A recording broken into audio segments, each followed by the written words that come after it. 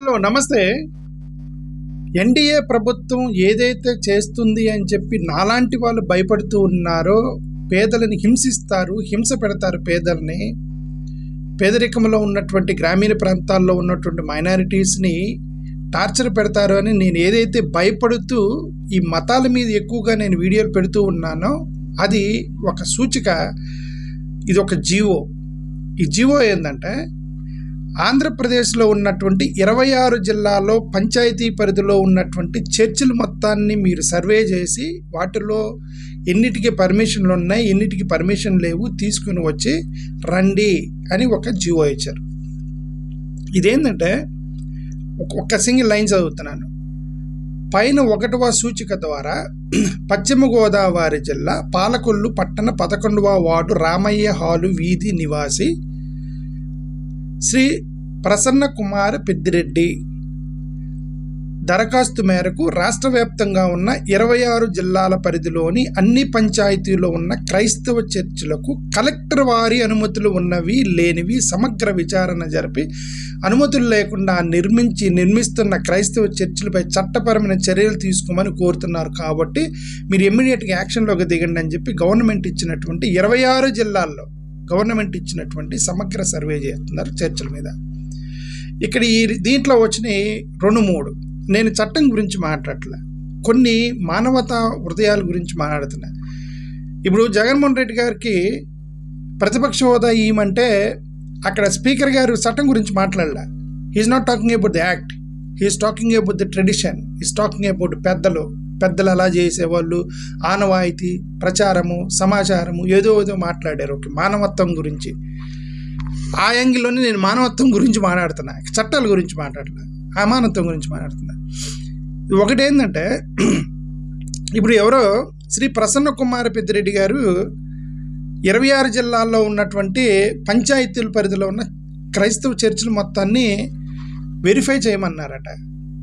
ఇప్పుడు నేను మీకు ఒక లెటర్ ఇస్తాను.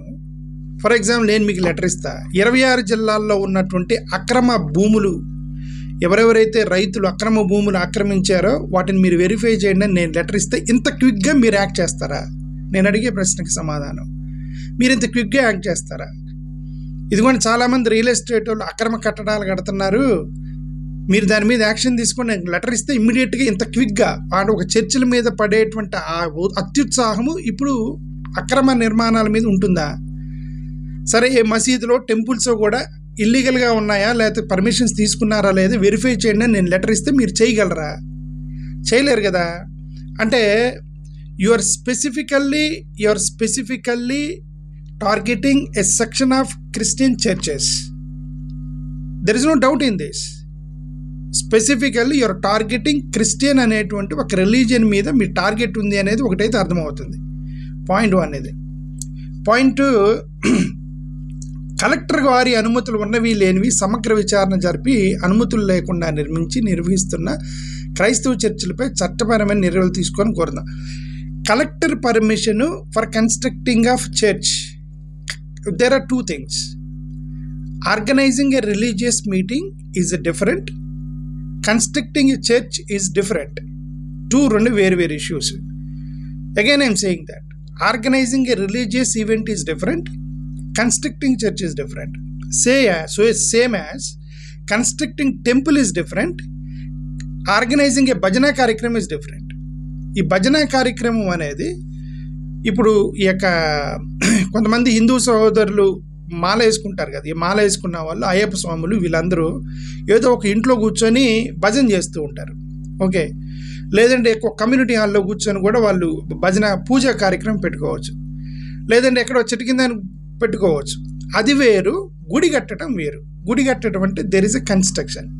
సేమ్ యాజ్ ఈ చర్చెస్లో కూడా constructing a church is different and organising a religious event is different. ఈ రెండింటిని క్లబ్ చేసి హెరాస్ చేస్తున్నారా లేదా? ఈ రెండింటిని క్లబ్ చేసి ఇట్లా ఎలా హెరాస్ చేస్తున్నారంటే, ఈ యొక్క పాస్టర్స్ని గ్రామీణ ప్రాంతాల్లో చర్చి కట్టుకునేటువంటి స్తోమత లేనటువంటి పాస్టర్లు 90% మంది ఉన్నారు. 90% of pastors they are not financially strong to build even a church. ఎందుకు వాళ్ళకి అంత స్తోమత లేదంటే అక్కడ వాళ్ళకి చందాలు రావు. హిందూ గుడులకి అయితే ఎక్కువ డబ్బులు వస్తాయి. ఎందుకంటే హిందూ దేశము, డబ్బులు ఎక్కువ ఉన్న వాళ్ళు, ఇప్పుడు రిచ్ పీపుల్ మొత్తం కూడా, కొంత ఓసీలు మొత్తం కూడా హిందూ మతంలో ఉన్నారు కాబట్టి వాళ్ళు ఒక గుడికి వెళ్ళినా సరే ఒక 1000 రూపాయలు 500 వేస్తారు దాంట్లో. గ్రామీణ ప్రాంతాల్లో చర్చిలు కన్స్ట్రక్ట్ చేసే వాళ్ళల్లో వాళ్ళ చందా ₹1 వేస్తారండి. ఒక గ్రామం ఉంది, ఆ గ్రామంలో ఒక పాస్టర్ ఉంటాడు, ఆ చర్చికి 50 మంది వస్తారు, చందాలు పడతారు. ఆదివారం రూపాయి బిళ్ళలు, 5 రూపాయల బిళ్ళలు వాళ్ళు వేసేది. బాబు 50 మంది 5 రూపాయల బిళ్ళలు అయితే ఆయనకు వచ్చేది ₹250. వారానికి ₹250 అంటే ఆయన నెలకు సంపాదించేది ₹1000. ఒక నెలలో ₹1000 సంపాదించే పాస్టర్ కలెక్టర్ దగ్గర పర్మిషన్ తీసుకుని పెద్ద పెద్ద చర్చిలు కట్టి, ఇప్పుడు అక్కడ వాళ్ళ దగ్గరికి వెళ్ళి, ఇప్పుడు అలాంటి పేద పాస్టర్ల దగ్గరికి వెళ్ళి ఇప్పుడు వీళ్ళు హెరాస్ చేస్తారు అన్నమాట. నువ్వు పర్మిషన్ తీసుకున్నావా అని. ఏది రేకుల షెడ్ వేసాడు అనుకోండి, నెలకు ₹1000 సంపాదించేవాడికి రేకుల షెడ్ తప్ప ఏం చేయగలడు? డబ్బులు ఉండాలి కదా.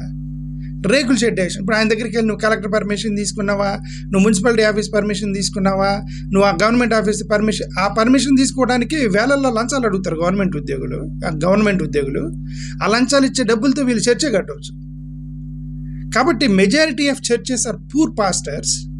They cannot afford of building a church. రేకుల షెడ్డో లేదంటే ఒక పూరి గుడిసో వేసుకొని కడుతున్నారు, లేదా వాళ్ళ ఇళ్లలో నడుపుకుంటున్నారు. వాళ్ళ దగ్గరికి వెళ్ళి ఇప్పుడు మీకు పర్మిషన్ ఉందా, మీరు పర్మిషన్తో చర్చ్ కట్టారా, మీరు ఇక్కడ చర్చ్ ఎందుకు నడుపుతున్నారు, కలెక్టర్ పర్మిషన్ ఉండాలి. ఇదేంటంటే రిలీజియస్ ఈవెంట్ని ఆర్గనైజ్ చేయడానికి పర్మిషన్ అవసరం లేదు. నువ్వు ఒక బిల్డింగ్ కడుతున్నావు, ఒక చర్చి కడుతున్నావు, ఒక 2 కోట్లు 50 లక్షలు 60 లక్షలు ఖర్చు పెట్టి చర్చి కడుతున్నావు, then collector's permission is required. It is not collector's permission. You don't need a collector permission. You need ఒక నార్మల్గా మీరు ఒక ఇల్లు కట్టుకోవడానికి మీకు ఈ రిజిస్ట్రేషన్స్ అండ్ బిల్డింగ్ డిపార్ట్మెంట్ నుంచి మీరు ఎలా పర్మిషన్ తీసుకోవాలో చర్చిలు కూడా మీరు ఎలా పర్మిషన్ తీసుకోవాలి. గతంలో ఎప్పుడో కలెక్టర్ పర్మిషన్ తీసుకోవాలి చర్చిలు కట్టడానికి అని చెప్పి గతంలో ఎవరో ఇచ్చారు, తర్వాత ఆ జీవోని మార్చారు వాళ్ళు. ఓకే, ఆ జీవోని మార్చి వీళ్ళు వేశారు. ఇప్పుడు వీళ్ళు ఏం చేస్తారు, ఇప్పుడు దీన్ని పట్టుకుని పోయి హెరాస్ చేస్తారు పూర్ పాస్టర్స్ని. గ్రామీణ ప్రాంతాల్లో పూర్ పాస్టర్స్ని హెరాస్ చేస్తారు. పాపం వాళ్ళ దగ్గర నేనంతా చెప్తున్నాను కదా, వాళ్ళ నెలకు వారానికి ప్రతి ఆదివారం సందాలు పడతారు. ఆదివారం వచ్చేది వాళ్ళకి ₹250, ₹5 బిల్లలు వేస్తారు మాలమాదిపల్లెల్లో. I'm sorry I'm using these words, ఎందుకంటే నేను ఐఎమ్ టాకింగ్ అబౌట్ దళిత్ కాలనీస్లో చిన్న చర్చెస్. మాలాంటి ఎక్కడ సిటీలో కూర్చొని మేము మాట్లాడుతామండి. అక్కడ I know the reality in the villages. Now I may be settled in village. I might have been living in a city, but my birth, everything is village kada. I know what is happening in villages. రూపాయి బిళ్ళలు ₹2 బిళ్ళలు సందాలు వేస్తారు. ఇక్కడ సందాలు వేస్తే పెద్ద డబ్బులు రావు వాళ్ళ దగ్గర. ఓకే, ఇప్పుడు ఈయన ఎవరో వెళ్ళి పంచాయతీల్లో మీరు సర్వే చేయండి. పంచాయతీ అంటే గ్రామీణ ప్రాంతాలేగా. గ్రామీణ ప్రాంతాల్లో చర్చిని సర్వే చేయండి అంటే పూరుగుడు చేసుకున్న పాస్టర్ని, ఇళ్లలో జరుపుకుంటున్న పాస్టర్ని, చర్చ్ కూడా కట్టుకోలేనటువంటి ఆర్థిక ఇబ్బందుల్లో ఏదో ఒక రేకుల షెడ్ వేసుకున్న పాస్టర్ల దగ్గరికి వెళ్ళి మీకు పర్మిషన్లు ఉన్నాయా, గవర్నమెంట్ దగ్గర పర్మిషన్ తీసుకున్నారా, కలెక్టర్ దగ్గర పర్మిషన్ తీసుకున్నారా, వాళ్ళందరి దగ్గర పర్మిషన్ తీసుకోవాలంటే 25,000, 30,000, ₹1,00,000 లంచాలు ఇస్తే తప్ప జరగవు అవి. మీకు తెలీదా? కన్స్ట్రక్షన్స్లో ఒక బిల్డింగ్కి పర్మిషన్ తీసుకోవాలంటే ఎంత లంచాలు ఇవ్వాలో తెలీదా? అంటే this is harassment. I'm saying the government that this is harassment. This is harassment of pastors in Andhra Pradesh. I don't know మీరు దీన్ని ఎలా తీసుకున్నా సరే, I'm feeling personally that maybe the government is trying to put pressure on the pastors not to conduct the churches, not to organise churches. Okay,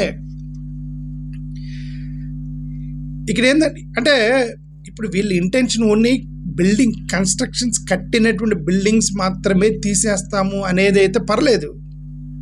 but ground లెవెల్లో వేరే జరుగుతుందని చెప్తున్నా. Because I know it happened in Telangana, now it's going to happen in Andhra Pradesh. I know that it happened in Telangana, now it's going to happen in Andhra Pradesh. మతం పేరుతోటి పేదలని, బడుగు బలహీన వర్గాలని మీరు తొక్కటం అన్యాయం అని నేను 5 సంవత్సరాల నుంచి కొడుకుంటున్నా. మతం పేరుతోటి మీరు బడుగు బలహీన పేద వర్గాలను తొక్కడం అన్యాయం, అది మరీ దుర్మార్గం. మీకు నిజంగా క్రైస్తవుల మీద వాళ్ళు కట్టుకున్నటువంటి చర్చిల మీద మీకు రియాక్షన్ తీసుకోవాలని మీకు నిజంగా అంత ఉత్సాహం ఉంటే, పెద్ద పెద్ద బిషపులు ఉన్నారు, పెద్ద పెద్ద బిషపులు, కోట్ల రూపాయల ఫండింగ్ వస్తుంది వేరే వేరే విదేశాల నుంచి. ఆ బిషపులు రోజు నరేంద్ర మోడీ గారిని కలుస్తుంటారు. అక్కడ ఎలక్షన్ వచ్చినప్పుడల్లా నరేంద్ర మోడీ గారిని కలుస్తుంటారు ఆ బిషపుల మీద యాక్షన్ తీసుకోండి. మీరు ఏవైనా నువ్వు ఫారెన్ నుంచి కోట్ల రూపాయల డబ్బులు వస్తుంది, ఆ డబ్బులు ఏం చేసావు, ఎక్కడ ఖర్చు పెట్టావు, ఎక్కడ ఇల్లీగల్ అయింది, బిల్లులు చూపించు, ఆడిటింగ్ చేసి do that. They are meeting everyday Narendra Modi sir. There are many bishops who are very close in association with BJP leaders and BJP elders. వాళ్ళ మీద మీరు యాక్షన్ తీసుకోండి. మీరు దాన్ని తీసుకోరు. ఎక్కడికి వెళ్తారు? ఆంధ్రప్రదేశ్లో అద్దంకి మండలంలో రెడ్డిపాలెం అనేటువంటి మా పల్లెటూరులో ఒక చిన్న పాస్టర్ పూరుగుడు చేసుకున్నాడు. దగ్గరికి వెళ్ళి నీకు పర్మిషన్ ఉందా, నీ కలెక్టర్ పర్మిషన్ ఉందా? ఆడి దగ్గరికి వెళ్ళి ఆ పేదోడిని హింసించడమేగా. What is this command? Government should think. మీరు ప్రతిసారి మతమే కాదు, మానవత్వం ఉండాలి. Every time it is not the religion, it is humanity, human rights, human kindness, compassion, passion, grace, జాలి, దయ, కృప అనేది పేదవాడి మీద ప్రభుత్వాలకు ఉండాలి. హింసించకూడదు ఇలాగా. Thank you.